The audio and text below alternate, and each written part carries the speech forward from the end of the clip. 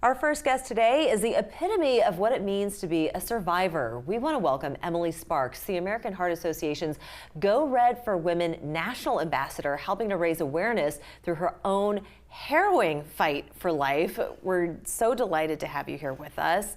And I don't think I'm exaggerating when I say that it truly has been a fight for life. Now, Emilee, you were born with a congenital heart defect, is that right? Correct, yes. What was it? I was born with Epstein's anomaly, which is just a rare heart defect in the tricuspid valve. It is, okay. Yeah. So rare for one thing. And how early were you diagnosed? Hours after birth. Okay. My doctor traveled from an hour away to the hospital I was born at. Wow. So it was critical that you got the attention that you Yeah. needed. And then what was childhood like for you? So growing up with this heart defect, I would think that your parents would be very protective over you. And could you live out a normal childhood? What was that like? To an extent, as with my childhood, I did push myself a lot. I tried to fit into, I guess, societal norms, fit in with my friends, play tag at recess, do all the activities in my PE class. So when I was younger, I wasn't as symptomatic as I was. I still had fairly like shortness of breath, sometimes chest pain, but for the most part I would just push myself so I could partake in activities. Did you have any surgeries No. prior? So no surgeries? My first surgery was my transplant, and my first hospitalization was my transplant. Really? Yeah. Oh, wow. So you were living a pretty normal life right up until you hit 17. And what happened? So 3 to 4 years prior, I was also diagnosed with hypertrophic cardiomyopathy. What is that? That's just abnormal thickening of the heart muscle, which makes it harder for the heart to beat. And combined with my Epstein's anomaly, also just made it hard for blood flow to go to the rest of the body.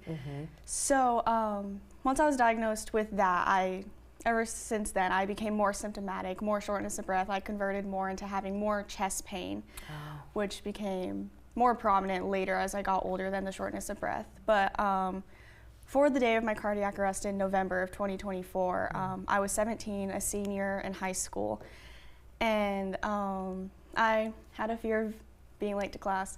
And I was running late to class, and I had incorporated breaks into my schedule between classes, getting to class, just so I knew I could be okay. But that day I skipped one of them, which I had done before multiple times. So it wasn't a first time thing. So when you would normally walk to class, you ran? Is that what happened? So my breaks were I would full on stop. Because my heart, like my chest would just hurt. So I would full on stop, wait, let my heart rate come down, then go. Okay. But this time I skipped one of my normal rest breaks and just kept walking. And my first class was upstairs, so as I was going about halfway up the stairs, I noticed my legs started to go numb. Oh dear. Which has also happened before, not as often, but I remember telling myself, make it to the top and you'll be fine. You could take a minute and you'll be okay, you won't be late. So I made it to the top, and there's like this railway, and I stood by it, and within 5 seconds of just me trying to calm myself down, get my heart rate down, I remember I started hyperventilating, and then my hearing started to go, and then in those 5 seconds I was unconscious. So the story is very non-linear. It was I was grateful. I received a recording from my school of what happened from a security camera, because So you got to watch yourself? I watched myself. Oh, what was that like? It was interesting. I'm sure it was surreal. For months I didn't believe it happened. No. I was in complete denial, like there was no way. How soon after that did you end up getting a heart transplant? About 8 months later. 8 months later. So you were put on a list? I was put on the list July 2nd of 2025. Oh gosh. And then I was transplanted 2 days later on July 4th. So you have someone else's heart beating in your chest. I do. What is that like? It's very surreal, and different. I definitely struggled a lot with survivor's guilt, and I don't know, I just felt very guilty that, because like more odds are that I got a heart that was similar to my age. Oh, yeah. So odds are that. But you know that anyone who readily and happily wishes to donate their organs, that they do it with a full heart. Yeah. But they do it knowing that this is a possibility. And so what you're doing though is giving them the gift of allowing it to continue beating and to live your life, which, you know, I think, you know, for your parents, for your family, for your friends, and for yourself too, to now live a full life. So now that you have this new heart beating in your chest, what does it now mean to move through the world? And do you have kind of a new sense of purpose?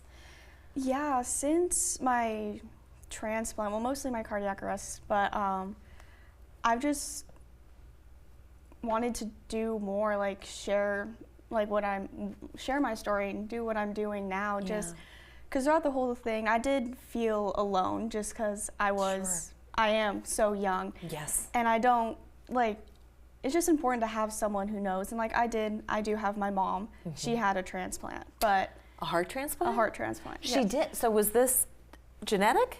The hypertrophic cardiomyopathy is genetic. Oh, good. So your mother has a heart that's not her own, that she's not born with. She's almost 6 years out. Really? So, okay, so this unpacks a whole other layer. All right, so we do need to take a break. When we come back, I want to dive a little bit more into this conversation. So we're going to do that in 2 minutes. We'll be right back. Well, welcome back. We've been sitting here with Emilee Sparks, who's been telling and sharing with us just this amazing story of survival after being diagnosed with a congenital heart defect, having a heart transplant at the tender age of 18. So you're 18 when you received it. And now I'm learning that your mother also had a heart transplant just 6 years prior. Yes. So you had somewhat of an idea of what that was going to be like to go through. So tell us a little bit more about your mom's experience. Yeah, with her, it was very sudden for her as well. No one knew she was as sick as she was. She was very symptomatic, but it wasn't until she had gotten a heart cath biopsy, really going through the neck, that they were like, yeah, you're in heart failure. Wow. Oh gosh. Well, it must have been frightening for you as her child. Yeah. But it's incredible to kind of see that example play out within your own household, and then 6 years later you would need that. So I'm sure you weren't expecting at the tender age of 18 to have a heart transplant. So yeah. And what did your mom think when you then had to go through all of this? I think she mostly thought just like, I think there's two standpoints. Like from a mother's perspective, she's like, I don't want my child to go through this. But I think also, I don't know how to describe it, but I think she was maybe not somewhat relieved? Relieved because she was there too. Like she lived it. She knew how to help me. She knew She's living proof. Yeah. She is living, breathing, happy proof that it worked. And so I was asking you before you shared that with me, just sort of the purpose that you now have living. I think, you know, anytime we experience something that's so life-altering, that we just sort of have a new perspective on our future and the world around us. So what's next for you at this point? I guess I plan on going to college in the fall. That's great. The big thing. I was going to go this year, but then with the transplant, I postponed it. It's understandable. Yeah, it's understandable. Sure. You deserve a little downtime. Yeah. Do you know what you're going to be majoring in? Psychology. You are. That's beautiful. Yeah. That's terrific. Yeah. And I was going to ask just the mental toll that this process had on you. What would you say? Very hard. I'd say, it might be odd, but I'd say the cardiac arrest was harder on me mentally than the transplant. Really? Yeah, because for those 8 months, I was in between, like, I did a huge, like, deep dive on like statistics for like cardiac arrest Sure. and what can happen and just all these things, and I was so afraid, and I didn't get an ICD or anything that could protect me from it happening again. Yeah, yeah. And I also I rapidly progressed worse. Like I got worse. So how did you get over that? How did you get through the mental toll that it had on you? Mental and emotional. It wasn't until after my transplant, because I had to be so careful, and even like now I had trained myself in my body that if I could feel my heartbeat, I had to stop.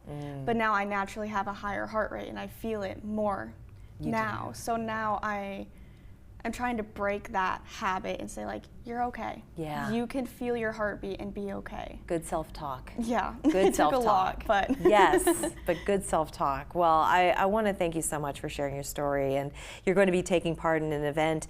This is happening at the Low Country Heart Walk, which is happening February 28th. So Yes. you can meet a lot of people out there. You've already inspired our viewers watching this now. Emilee, thank you so much for sharing your story with us, and we wish you Godspeed.